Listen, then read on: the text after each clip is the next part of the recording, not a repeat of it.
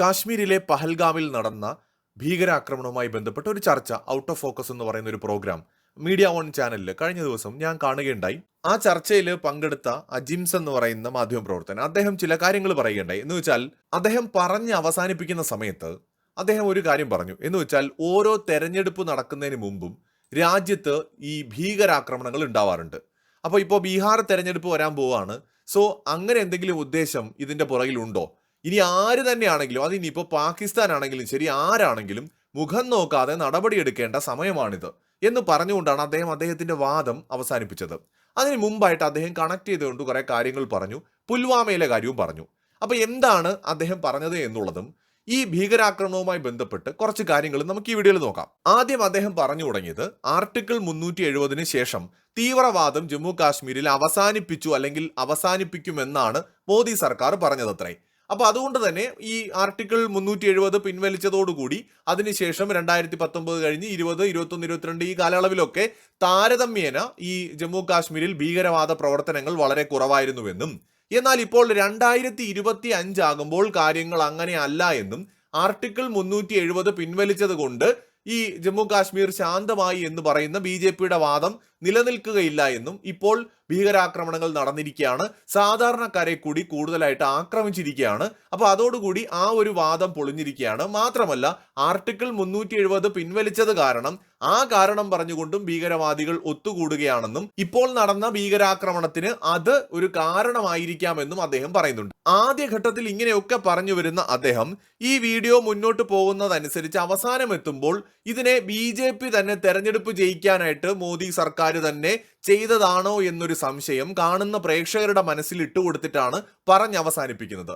അവിടെ അദ്ദേഹത്തിന്റെ വെള്ളപൂശലോ അല്ലെങ്കിൽ ഡബിൾ സ്റ്റാൻഡോ വ്യക്തമായിട്ട് നമുക്ക് കാണാൻ കഴിയും. ഇനി അദ്ദേഹം പറഞ്ഞതിൽ വസ്തുതയുണ്ടോ അല്ലെങ്കിൽ പറയുന്നതിൽ എന്തെങ്കിലും കഴമ്പുണ്ടോ എന്നാണല്ലോ നമുക്ക് അറിയേണ്ടത്. ഇപ്പൊ മോദിയോ ആരെയും കണ്ണുമടച്ച് വിശ്വസിച്ചുകൊണ്ട് നമുക്കൊരു ചർച്ചയിലേക്കോ ഒരു അഭിപ്രായത്തിലേക്കോ പോകണ്ട.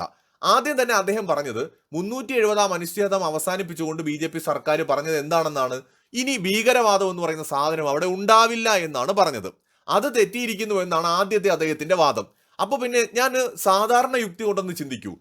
ഈ ജമ്മു കാശ്മീർ എന്ന് പറയുന്ന സംസ്ഥാനം ഏറ്റവും ശാന്തവും സുരക്ഷിതവുമായി തുടരേണ്ടത് ആരുടെ ആവശ്യമാണ്? കാരണം ജമ്മു കാശ്മീർ വിഷയം പാകിസ്ഥാൻ ഈ ഇസ്ലാമിക രാജ്യങ്ങളുടെ കൂട്ടായ്മയായിട്ടുള്ള OICയിൽ അടക്കം കൊണ്ടുപോയതാണ്.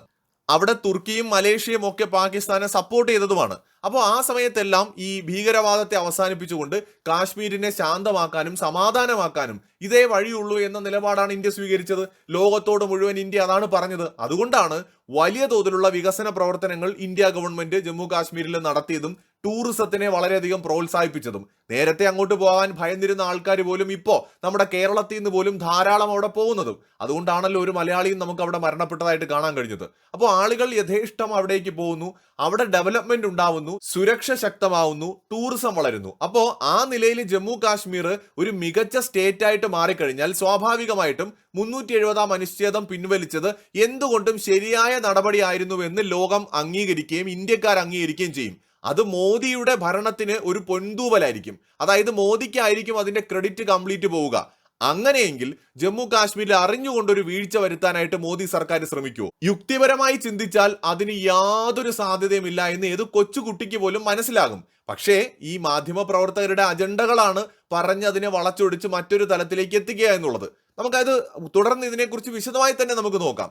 അപ്പോൾ സാമാന്യ യുക്തി കൊണ്ട് ചിന്തിച്ചാൽ, ഇപ്പൊ മാധ്യമ പ്രവർത്തകൻ ആ ചർച്ചയിൽ പറഞ്ഞ ആള് പറഞ്ഞ യുക്തി കൊണ്ട് ചിന്തിച്ചാൽ പോലും മോദിയെ സംബന്ധിച്ചിടത്തോളം സൽപ്പേരിന് ഏറ്റവും നല്ലത് ജമ്മു കാശ്മീർ ശാന്തവും സമാധാനവുമായി തുടരുന്നതും ഡെവലപ്പ് ആവുന്നതുമാണ്. മാത്രമല്ല BJP സർക്കാരിന്റെ ഒരു ലക്ഷ്യം എന്താണെന്ന് വെച്ചാൽ ജമ്മു കാശ്മീരിനെ ശാന്തമാക്കി സമാധാനപൂർണ്ണമാക്കി ഒരു മികച്ച സ്റ്റേറ്റ് ആക്കി മാറ്റിക്കൊണ്ട് പാക് അധീന കാശ്മീരിലെ ജനങ്ങളെ അട്രാക്ട് ചെയ്യുക എന്നുള്ളതാണ്. ഇതാ കണ്ടില്ലേ, നിങ്ങൾ ഇന്ത്യൻ യൂണിയനിൽ ലയിക്കൂ, എങ്കിൽ നിങ്ങൾക്കും ഇതുപോലെ ഡെവലപ്പ് ആകാം, നിങ്ങൾക്ക് ശാന്തവും സമാധാനവുമായി ജീവിക്കാം എന്നൊരു മെസ്സേജ് പാക് അധീന കശ്മീരിലെ ജനങ്ങൾക്ക് കൊടുക്കുക, വേൾഡിന് കൊടുക്കുക. അതും കൂടി ഒരു അജണ്ടയുടെ ഭാഗമാണ്. അങ്ങനെയുള്ള സ്ഥിതിക്ക് ഒരിക്കലും ഒരു സുരക്ഷാ വീഴ്ചയും അറിഞ്ഞുകൊണ്ട് അവിടെ ഉണ്ടാവില്ല. ഒരു രീതിയിലുള്ള ഭീകരാക്രമണവും മോദി സർക്കാർ ആസൂത്രണം ചെയ്യില്ല. ഇനി രണ്ടാമത്, ഇവിടെ ഇത് സ്ഥാപിക്കാനായിട്ട് മീഡിയ ഓൺ ചാനൽ കൂട്ടുപിടിച്ചത് പുൽവാമ ആക്രമണത്തിൽ എന്തൊക്കെയോ ഇപ്പോഴും സംശയങ്ങൾ ഉണ്ടെന്നുള്ളതാണ്. എന്ത് സംശയങ്ങളാണുള്ളത്? ആർക്കാണ് സംശയമുള്ളത്? എന്ത് തെളിവാണുള്ളത്? ഏതോ ഒരാൾ എന്തെങ്കിലും ഒരു സ്റ്റേറ്റ്മെന്റ് പറയുന്നതാണോ ഒരു വിഷയത്തിലുള്ള തെളിവെന്ന് പറയുന്നത്? പുൽവാമ ആക്രമണം എന്ന് പറയുന്നത് കരുതിക്കൂട്ടിയുള്ള മറ്റൊരു പാകിസ്ഥാൻ സ്പോൺസേഡ് ആക്രമണമാണെന്നുള്ളത് ലോകത്തിന് മുഴുവൻ അറിയാം. ഈ പാകിസ്ഥാൻ എന്ന് പറയുന്ന രാജ്യം ഇന്ത്യക്ക് ഈ ഒരു ആക്രമണത്തിൽ എന്തെങ്കിലും പങ്കുണ്ട് എന്നതിന് എന്തെങ്കിലും എവിഡൻസ് പുറത്തുവിട്ടിട്ടുണ്ടോ? നോക്കൂ, ഈ ലോകത്ത് എത്രയോ സുരക്ഷാ ഏജൻസികളുണ്ട്. ഏറ്റവും വലിയൊരു സൂപ്പർ പവർ ആകാൻ തയ്യാറെടുക്കുന്ന ചൈന ഏറ്റവും മികച്ച ഇന്റലിജൻസ് ഏജൻസികളുള്ള ഒരു രാജ്യമാണല്ലോ.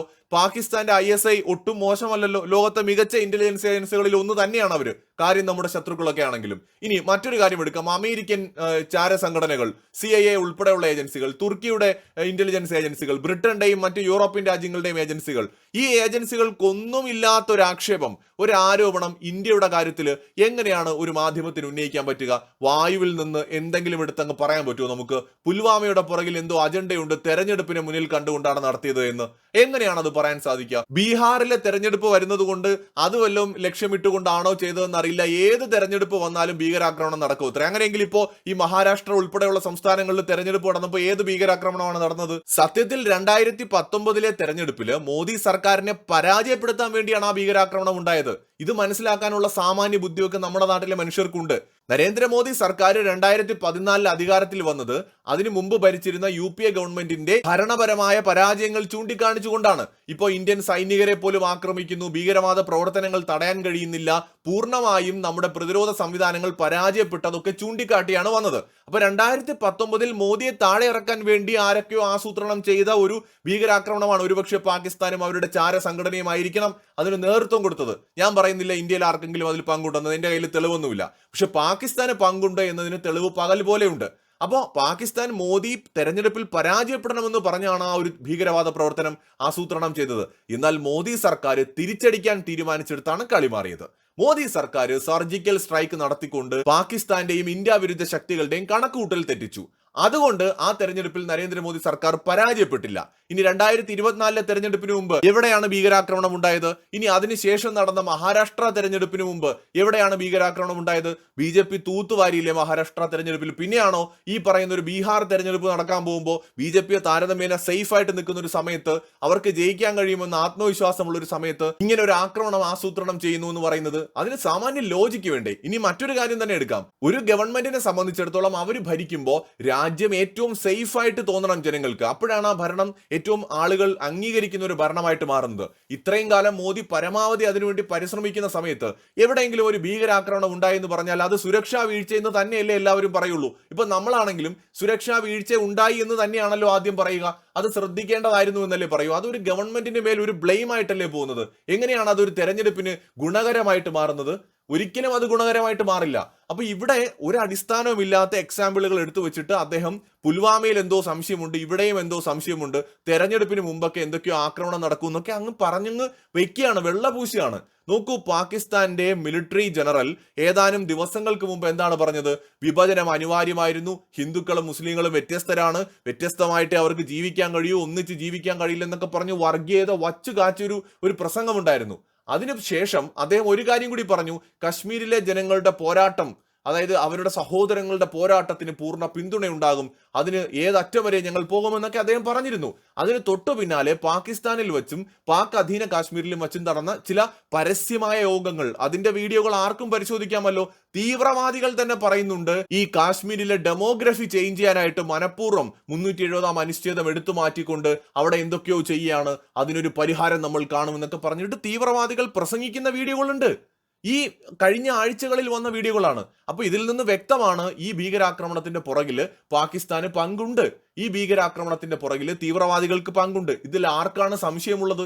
ഡയറക്റ്റ് ആയിട്ട് കൺമുമ്പിൽ എവിഡൻസ് ഇല്ലേ? ആ എവിഡൻസ് ഒന്നും കാണാതെ വീണ്ടും അതിനെ വളച്ചൊടിച്ചു തെരഞ്ഞെടുപ്പ് വരികയാണ്, ഇതിൽ മോദി സർക്കാരിന് എന്തെങ്കിലും പങ്കുണ്ടാകും എന്നൊക്കെ വളച്ചൊടിച്ചു കൊണ്ടുവയ്ക്കുന്നത് കൃത്യമായും രാഷ്ട്രീയ അജണ്ട മാത്രമല്ല, അത് ഈ ഭീകരവാദികളെ വെള്ളപൂശുന്ന നീക്കം കൂടിയല്ലേ? അജിംസ് പറയുന്ന മറ്റൊരു കാര്യം, ഇനി ഈ ആക്രമണം നടത്തിയവരുടെ ഉദ്ദേശം കാശ്മീരിലെ ജനങ്ങളെ സഹായിക്കലാണെന്നുണ്ടെങ്കിൽ സൈനികർക്കെതിരെ അല്ലെങ്കിൽ അത്തരം ക്യാമ്പുകൾക്കെതിരെയല്ലേ ആക്രമണം നടത്തേണ്ടത്? അപ്പോൾ അതല്ല ഉദ്ദേശം എന്ന് വ്യക്തമാണ്. പിന്നെ എന്താണ് എന്നത് കണ്ടുപിടിക്കേണ്ടത് ആവശ്യമാണ്. എന്ന് വെച്ചാൽ ഇവരിവിടെ ശ്രമിക്കുന്നത് BJPക്ക് പങ്കുണ്ട് എന്ന് വരുത്തി തീർക്കാനാണ്. അതായത് ഒരർത്ഥത്തിൽ ഭീകരവാദികളെ വെള്ളപൂശുകയാണ്. അജിംസിന്റെ അറിവിലേക്ക് വേണമെങ്കിൽ ഒരു കാര്യം പറയാം. എന്താണ് ഇവരുടെ യഥാർത്ഥ മോട്ടീവ് എന്നുള്ളത് 2-3 ദിവസം മുമ്പ് വന്ന ആ ഒരു പ്രസംഗത്തിൽ വ്യക്തമാണ്. എന്ന് വെച്ചാൽ ഡെമോഗ്രഫി ചേഞ്ച് ചെയ്യാനായിട്ട് നോക്കുകയാണ് ഈ പറയുന്ന ജമ്മു കാശ്മീരിൽ. ഇന്ത്യ ഗവൺമെന്റ് അതിന് ശ്രമിക്കുകയാണെന്നാണ് തീവ്രവാദികൾ പറയുന്നത്. അതുകൊണ്ടാണ് അന്യമതസ്ഥരായിട്ടുള്ള ആൾക്കാരെ മാത്രം അവർ തെരഞ്ഞു പിടിച്ച് ആക്രമിച്ചതിന്റെ ഉദ്ദേശം. ഇവിടേക്ക് മറ്റ് മതക്കാരായിട്ടുള്ള ആൾക്കാർ വരാൻ പാടില്ല, മറ്റ് സ്റ്റേറ്റുകളിലുള്ള ആൾക്കാർ വരാൻ പാടില്ല. അതുകൊണ്ടാണ് ടൂറിസ്റ്റുകളെ ടാർഗറ്റ് ഇട്ടത്. ടൂറിസ്റ്റുകൾ ഇങ്ങോട്ട് വരരുത്, ഇവിടുത്തെ ഡെമോഗ്രഫി മാറ്റാനുള്ള ശ്രമം സമ്മതിക്കില്ല എന്നാണ് അവർ പറയുന്നത്.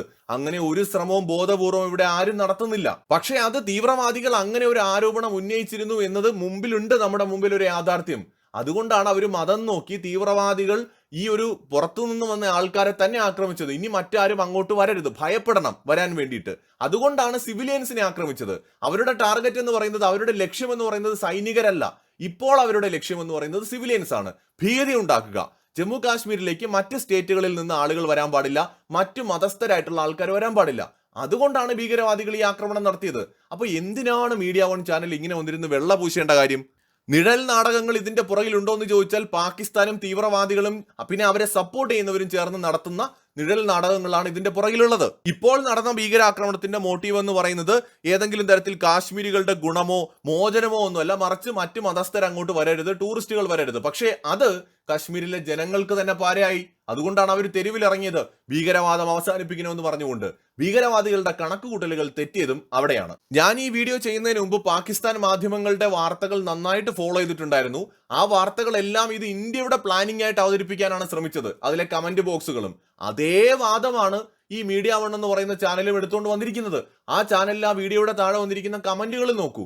അവരും പറയുന്ന കാര്യം എന്താണ്? ഇത് മോദി ഗവൺമെന്റിന്റെ പ്ലാൻ ആണെന്ന്. നോക്കൂ, എത്ര ഭീകരവാദത്തെ ഏതൊക്കെ രീതിയിലാണ് വെള്ളപൂശുന്നത്.